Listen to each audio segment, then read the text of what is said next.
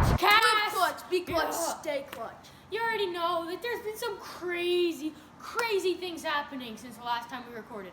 It's been a long time. It's been almost a year. A year. That's insane. We apologize. We're so sorry. So many technical difficulties. iMovie has cursed us. YouTube has not been the most cooperative. It's not even funny. We almost had a video up like a week ago. We lost a lot of footage too sometimes. Like, things are too long, things are too short. Like, it's insane. But you can actually see us. Is this finally going to be the time? That's the other thing, though. Yeah. Like, you can actually see us. Last time we had a show, it was a podcast. Shout out to the podcast OGs. Shout out to Kyle Bulldog. You already know. Kyle, hope you're watching at home. Have a great day. But yeah, we were a podcast, and now we're transitioning to a YouTube channel. It's been a very slow transition. But the vids are hot. So, lots of crazy stuff has been happening in the NBA. What percent of players have changed teams? About 40? 40%. That's crazy. 40% of the NBA just packed up and left for a new team. Like, boom, put it all in the suitcase, huck it in the van, like, let's go. Was wild. Summer League, the draft, everything. Draymond Green signed an extension today with the Warriors. 4 years, $100 million. 100 mil. Oh my God, that man's making bank. We apologize for the long wait. Shout out to everybody listening. Sorry, Andy too. Yeah, Andy, Sam, Danny. They've been waiting for a long time for ClutchCast. But we're here, so yeah. You don't have to wait any longer. Yeah.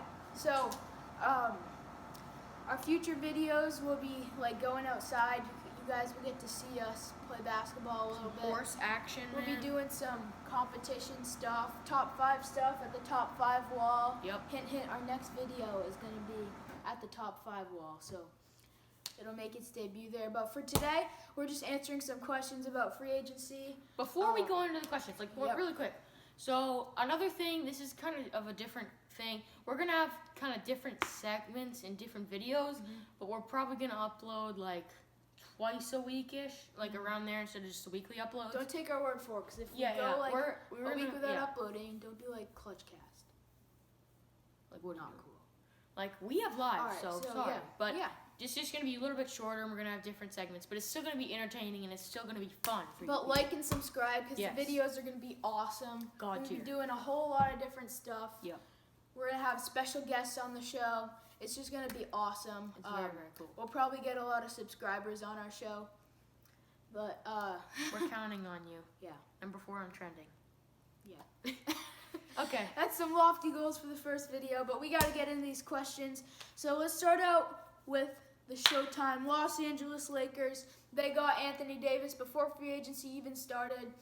They got DeMarcus Cousins, Danny Green, Quinn Cook, lots of guys to fill out their roster. I thought they did a great job. But at Anthony Davis's introductory press conference a few weeks ago, President Rob Pelinka said that this season is actually championship or bust for the LA Lakers.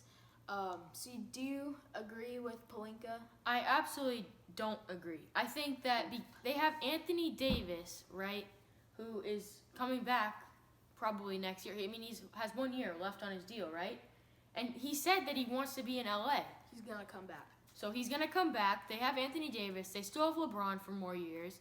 And they still have Kuzma for like a couple more years. And even when he is a free agent, he's restricted. It's like they still have their core, and they can build around. And I'm sure that everyone wants to go to LA. Like, I don't know why people love LA so much, but they want to go to LA. So I do not think that it's championship or bust, because they're still going to have the same core for the next upcoming years. And, I mean, this is going to be a tough year, but for some of the other teams, like going against the Clippers, who are now going to be tough to beat with their defense. But Christmas Day matchups, by the way, came out today. Lakers-Clippers. That's a good game. But I don't think that it's a bust at all. I think that if they win the championship, great. If they don't, then they still have a couple years. All right, so if the Lakers don't get it done in these next 3 years, it's a total failure. It's a total just bust. Yeah. You got Anthony Davis. People forget how good he was. He could drop 40 with ease with the Pelicans when he wasn't playing 20 minutes a game. People just forget what a force he was and they have LeBron, who's had so much rest. But for this season, I think their expectation is to get to a championship. But if they don't, it's not a complete failure because you got a lot of great teams in the West, and teams we've learned need time to develop. They may sign another guy after this year. That's the final piece for a championship. Like the Raptors did this. They kept growing and developing their team with Kyle Lowry and DeMar DeRozan, and then boom, they traded DeRozan for Kawhi, won a championship. That was the final piece. I think the Lakers might do something like that. I'm not saying they're going to bring in a guy of Kawhi's caliber, but I'm saying that it takes time in the NBA. Yeah. And they just got to trust the process. So, That actually is a great that's a great transition. segue, because speaking of trust the process, the 76ers were very busy this offseason. Want to tell them what they did this offseason? Well, they got rid of Jimmy Butler. He's now with Miami. They lost J.J. Redick to the Pelicans. They did bring in Josh Richardson, and they did bring in Celtics Al Horford. So the question is, are they better or are they worse? The 76ers are worse. And a lot of people disagree on this. They say they're better because Richardson is a 3-and-D guy, a young guy, and a great replacement for Jimmy Butler, and he is. And then you got Horford, who's like a defensive machine and a stretch big. I like their offseason, but I do think they got slightly worse because you see at the end of games, Ben Simmons will be in the paint because he can't really shoot. Ben Simmons jumper. They ask you how you are, you just have to say that you're fine when you're not really fine. But you But Jimmy Butler was that guy that was going to take all the shots for them. And I don't think that Tobias Harris, who they also re-signed this offseason, I don't think he's that guy that's going to take all the shots in the fourth quarter. So I don't know who that's going to be. We'll see if Ben Simmons can mature into that type of player that can do that. But I just think they got slightly worse this offseason. I agree. I think they also got worse because in today's game, you really need three-point shooting. And they lost one of the best three-point shooters in the league in J.J. Redick. And they also lost one of their knockdown three-point shooters in Jimmy Butler. And they brought in Josh Richardson, who's like decent. He's definitely not a three-point shooting ace. And then Al Horford, who's decent but doesn't take a lot of threes. They definitely got taller. Like, they're definitely the tallest team in the NBA.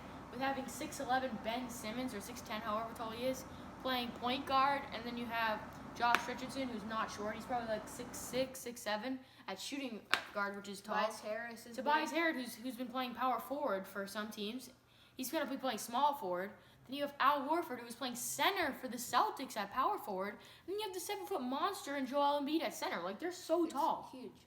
They're going to really thrive in getting rebounds. If they had kept Boban, they would be lit. Oh, yeah, no, that would be insane. But yeah, they're going to really thrive in rebounds and finishing, but they don't really have as much of a well-rounded squad as last year, and they're really lacking that much-needed three-point shooting, which is why I think that they got a little bit worse. They're like the giraffe gang. They're huge. Shout out to Chris London, by the way. Mushy peeps. All right, so the Rockets made some controversial moves, bringing in, well, I wouldn't say controversial. I think most people agree that it was a good move. But do you think that acquiring Russell Westbrook to pair alongside James Harden will work? I think it might be able to work in the long run. I mean, not super long because, they're definitely not like rookies. But I think at first they're going to have a tough time because they've been used to playing, ball-dominant games. I think that they're really going to have to find a way to adapt playing together. They're decent at shooting. Their team is really talented. But I think that the chemistry is going to take a little bit to develop. All right. I agree with that.